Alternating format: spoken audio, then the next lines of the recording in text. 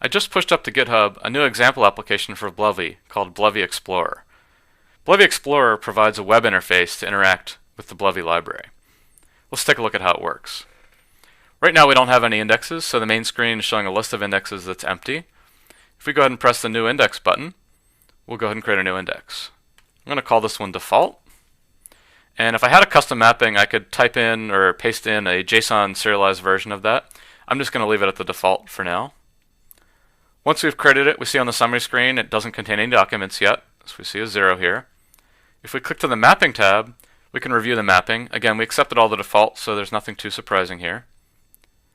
We could run a query. I'll type in the term test, and it doesn't match anything yet because we don't have any documents. So let's go ahead and add a document. I'm going to click over to the Index Document tab, give the document the identifier A, and I'm going to type in, let's give it a field named body. I'll type in the term test, press the index button.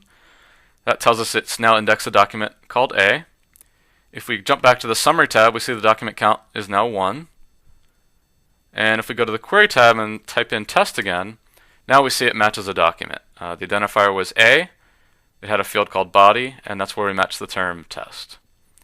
Now if we click over to the delete document tab, we could type in A again, press delete, and now if we go to the summary tab, the document count is back down to 0. Pretty basic stuff. Let's go ahead and delete that index.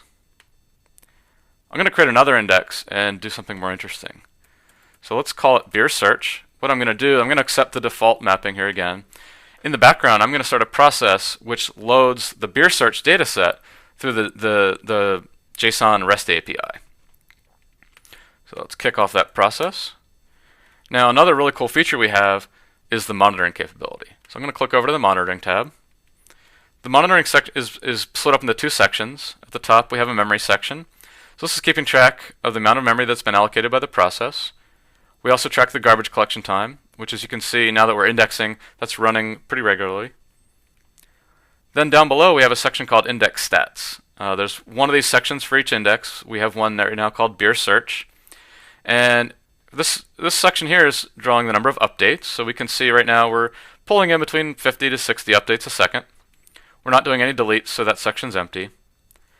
This section here allows us to plot the amount of time spent indexing versus the amount of time we're spending analyzing text. So you can see most of the time is spent actually writing bits to disk, and a smaller amount of the time is spent analyzing the text. Then the section below shows the number of searches. We're not doing any searches right now, so that's empty. And then also the amount of time being spent searching.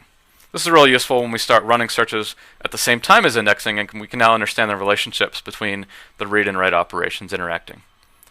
So that's still running. While that's running, I'm going to switch over to the other tab and browse the list of indexes again. Beer search is showing up in the list. If I go to the query section, I can actually run a query while we're loading data. So let's search for Budweiser. Right now it's matching 6 documents. That's probably going to go up as we continue to load data.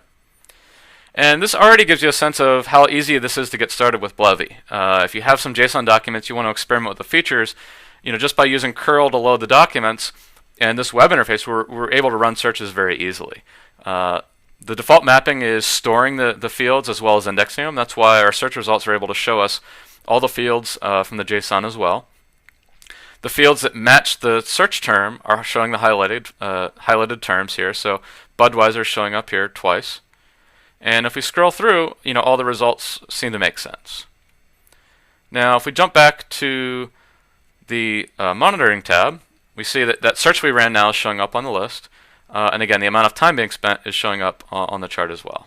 So this monitoring tab is a really useful way for us to gain some insight into how the system's behaving.